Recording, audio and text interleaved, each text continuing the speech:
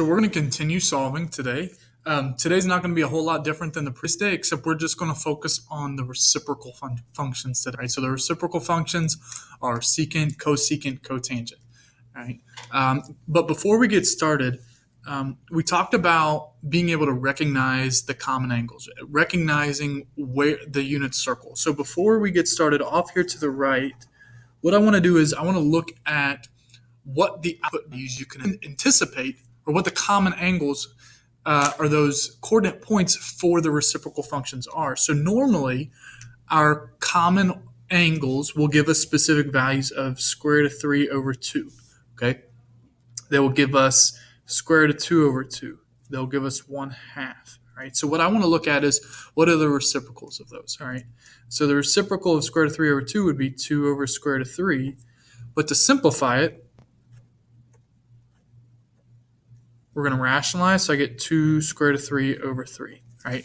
So this is an angle that you can anticipate to see when you're solving these problems for common angles. Square root of 2 over 2, the reciprocal is 2 square root of 2, or 2 over square root of 2. But we have to rationalize. So I end up with 2 square root of 2 over 2, which the 2's cancel, and we'll end up with square root of 2. Anytime you have a reference angle of 45 degrees, right, or a pi over 4, so pi over 4, pi over 4, 5 pi over 4, 7 pi over 4, this is what you can anticipate seeing as your output, right, or what you're solving for, okay? And then 1/2, the reciprocal for that, pretty easy, 2 over 1, which is just 2, right? So you can anticipate the 2. Now, so those are going to be for your pi over 3s and your pi over 6s, your 30 degrees and your 60 degrees, okay, for sine, cosine, and tangent, or sorry, for sine and cosine, okay? But with tangent, all right, or for cotangent, we're going to be looking for your x over your y, because normally tangent is y over x, so cotangent is going to be x over y. So for instance, if we have cotangent, I'm just going to do our two common reference angles, the most common ones of pi over 6 and cotangent pi over 3. This is what you can anticipate to see. So cotangent of pi over 6, the x value of pi over 6 is square root of 3 over 2. The y value is 1/2. Okay, we multiply by the reciprocal, and we end up, those 2's are going to cancel, we end up with the square root of 3. All right. So if you're solving for cotangent of an angle and it's equal to square root of 3, you know that your answer is going to be pi over 6. Or the reference angle is going to be pi over 6. So depending on if this is positive or negative, okay, it'll determine what your other answers are going to be. Okay. For cotangent of pi over 3, it's going to be this flipped around. So your x value is 1/2. Your y value is square root of 3 over 2. We multiply by the reciprocal. Okay, we end up with 1 over the square root of 3, but we rationalize by multiplying by the square root of 3, and we end up with square root of 3 over 3. All right, so depending on if this is positive or negative, that'll tell you if it's pi over 3, if it's 2 pi over 3, if it's 4 pi over 3, or 5 pi over 3. Okay, and also depending on what the intervals are going to be. So the first one we have here is square root of 3 secant of x is equal to 2. Okay, so first I'm going to isolate secant of x. Okay, we want to get that by itself first. All right, so secant of x, and I'm going to do that simply by dividing by square root of 3, is 2 over square root of 3. Okay, so we know 2 over square root of 3 is the reciprocal of this right here. If we want, you don't necessarily have to rationalize this, okay, because essentially all we want to do is we just want to recognize what angle this belongs to. So if you knew 2 over square root of 3 is the reciprocal of square root of 3 over 2, okay, and you know that secant, okay, is the reciprocal function for cosine, right? Okay, then basically we know that right here what we're looking for is we're looking for cosine of x is square root of 3 over 2, right? That's essentially what we're solving for if we take the reciprocal of both. Okay, so in this case, because it's positive, right? Because it's positive, remember, here's our saying, all students take calculus. Cosine is positive in quadrants 1 and quadrants 4. So we want to find, all right, well, where is it equal to square root of 3? Where is the x value equal to square root of 3 over 2? Okay, and that's going to be our pi over 3 and our 5 pi over 3. And then we're looking for 0 to 2 pi, and those are the only between 0 and 2 pi. All right, let's take a look at the next one. Cotangent of x plus 1 is equal to 0. All right, so we're going to isolate cotangent of x. So we subtract 1. Okay, we're looking for 0 to 2 pi. All right, cotangent of x is negative. Okay, if you need to draw this out every time, all students take calculus. All right, cotangent is negative, right? So it's positive in 1 and 3. So we're looking for angles in quadrants 2 and quadrants 4. Okay, now, because this is negative 1, remember, cotangent is x divided by y. So we're dividing a number by itself.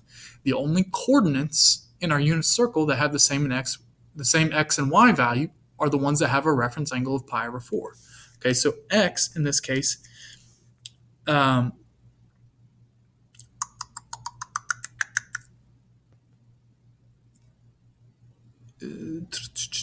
it's going to equal, pi over 4, but we want the ones in quadrants 2 and quadrants 4. Okay, so in quadrant 2, right, the one with a reference angle of pi over 4 is 3 pi over 4. And in quadrant 4, it's 7 pi over 4. Okay, so we're specifically looking for those angle measurements in the quadrants, okay, that make that sign true.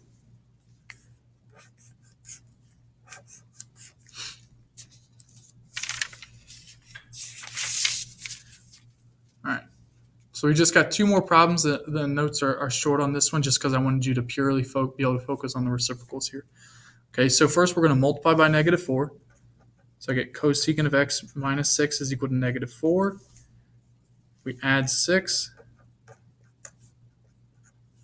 Okay, so we have cosecant of x is equal to 2. So remember on our little list, okay, that comes from the 1/2. All right, and cosecant, so basically what we're doing here is we're looking for sine of x is equal to 1/2. Right? So where's sine of x equal to 1/2? Well, sine of x is equal to 1/2 at pi over 6, right? Where it's positive, so all students take calculus, right? So we're looking at quadrants 1 and quadrants 2. Okay, so quadrant 1 with a reference angle of pi over 6, it's going to be pi over 6. And in quadrant 2, okay, so remember this is pi over 6 and this is pi over 6, so it's going to be 5 pi over 6. And those are your 2 answers.